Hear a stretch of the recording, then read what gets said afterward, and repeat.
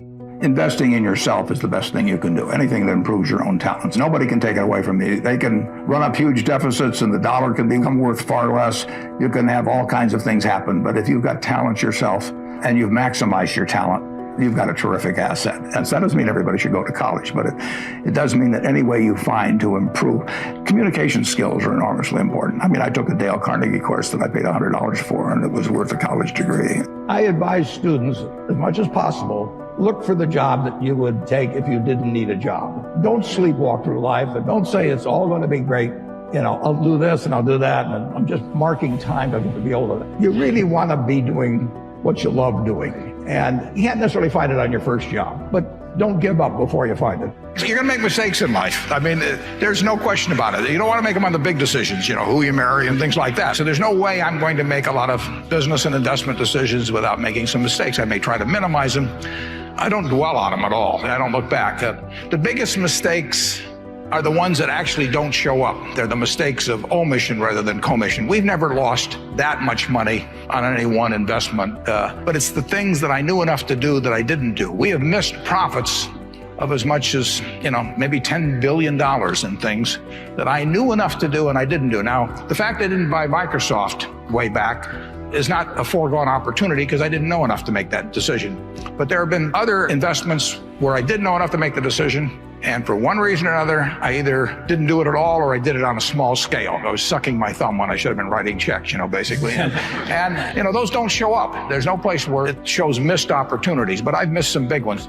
The triumphs in life are partly triumphs because you know that everything isn't going to be a triumph. And I would never get too hung up on mistakes. I know a lot of people that really agonize over them, and it just isn't worth it. I mean, tomorrow's another day and you live it forward and just go on to the next thing. The nature of what I do means I have to think pretty much independently.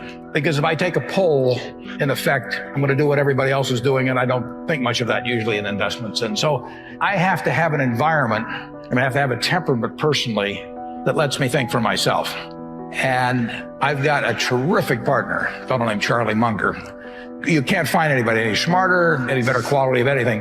But we think a lot alike, and we do talk things over occasionally, but we don't talk them over very often because I know how he thinks, he knows how he thinks. He's taught me a lot, you know, and why should I pay for a phone call if I know what he's going to say? So if I need to get a cabinet around to make decisions or anything like that, I probably shouldn't be running the place. And that doesn't bother me to have the responsibility for it, but I just don't want to put it up to a vote because I've seen too many, particularly in the investment world, as you get larger and larger groups making the decisions, they get more and more homogenized. And I don't think you will ever get brilliant investment decisions out of a large committee. I always look at IQ and talent as sort of representing the horsepower of the motor, but then in terms of the output, the efficiency with which the motor works, that depends on rationality, because a lot of people start out with 400 horsepower motors and get 100 horsepower of output, and it's way better to have a 200 horsepower motor and get it all into output. And so why do smart people do things that interfere with really getting the output they're entitled to? And it gets into the habits and the character and the temperament, and it really gets into behaving in a rational manner. It's not getting in your own way. As I say, everybody here has the ability absolutely to do anything I do and much beyond. And some of you will and some of you won't. The ones that won't, it will be because you get in your own way. It won't because the world doesn't allow you to. It will be because you don't allow yourself to. You want to associate with people who are the kind of person you'd like to be. You'll move in that direction. And the most important person by far in that respect is your spouse. I can't overemphasize how important that is. And you're right. The friends you have, they will form you as you go through life, and make some good friends, keep them for the rest of your life, but have them be people that you admire as well as like them. I have an old-fashioned belief that I should expect to make money in things that I understand. And when I say understand, I don't mean understand, you know, what the product does or anything like that. I mean understand what the economics of the business are likely to look like 10 years from now or 20 years from now. I know, in general, what the economics of, say, Wrigley chewing gum will look like 10 years from now. The internet isn't going to change the way people chew gum. It isn't going to change which gum they chew. You know, if you own the chewing gum market in a big way, and you've got Double Mint and Spearmint and Juicy Fruit, those brands will be there 10 years from now. So I can't pinpoint exactly what the numbers are going to look like on Wrigley, but I'm not going to be way off if I try to look forward on something like that. evaluating that company is within what I call my circle of competence. I understand what they do. I understand the economics of it. I understand the competitive aspects of the business. So figuring out the economic consequences, TV, I think there's, 20, 25 million sets a year sold in the United States. I don't think there's one of them made in the United States anymore. I mean, you'd say TV set manufacturer, what a wonderful business. Everybody, nobody had a TV in 1950. Everybody has multiple sets now. Nobody in the United States has made any real money making the sets. They're all out of business. The Magnavoxes, the RCAs, all of those companies. Radio was the equivalent of the 20, over 500 companies making radios in the 1920s. Again, I don't think there's a U.S. radio manufacturer at the present time. But Coca-Cola, what was it, 1884 at Jacobs Pharmacy or whatever, this fellow comes up with something, a lot of copiers over the years. But now you've got a company that is selling roughly 1.1 billion 8-ounce servings of its product, not all Coke, Sprite, and some others, daily throughout the world 117 years later. So understanding the economic characteristics of a business is different than predicting the fact that an industry is going to do wonderfully.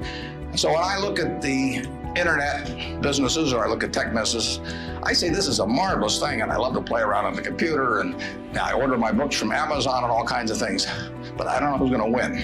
And unless I know who's going to win, I'm not interested in investing. I'll just play around on the computer. And defining your circle of competence is the most important aspect of investing. It's not how large your circle is. You don't have to be an expert on everything. But knowing where the perimeter of that circle of what you know and what you don't know is, and staying inside of it, is all important. Tom Watson Sr., who started IBM, said in his book, he said, I'm no genius, but I'm smart in spots, and I stay around those spots. And, that is the key. So if I understand a few things, and I stick in that arena, I'll do okay. And if I don't understand something, but I get all excited about it because my neighbors are talking about it, the stocks are going up and everything, I start fooling around someplace else, eventually I'll get creamed, and I should. I met Bob Woodward, and he'd just come out with All the President's Men, and all of a sudden, as a little 30 years of age, he was getting quite wealthy, and we had breakfast or lunch over at the Madison Hotel. And he said, what do I do with this money? And I said, investing is just about assigning yourself the right story. I said, imagine Ben Bradley this morning said to you, what is the Washington Post company worth? What would you do if you have to write the story in a month? You'd go out and interview TV brokers and newspaper brokers and the owners, and you'd try and value each asset. I said, that's what I do. I assign myself the right story. And it's nothing more than that. Now, there's some stories I can't write. If you ask me to write a story on, what is some glamorous but non-profit making business worth, I don't know how to write that story. But if you ask me to write a story on what is Potomac Electric Power worth or something like that, I can write the story. And that's what I'm doing every day. It's been my painting for 50-some years. I get to paint what I want. I don't have to follow what Wall Street is telling me to do next quarter or something. So I own the brush, I own the canvas, and the canvas is unlimited. Now, that's a pretty nice game, and I get to do it every day with people I like. I don't have to associate with anyone that causes my stomach to churn.